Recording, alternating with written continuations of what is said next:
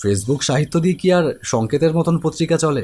না দাদা, তা চলে না। আপনার ম্যাগাজিনে গত 4 বছর আগে নীলকণ্ঠের একটা লেখা ছাপা হয়েছিল।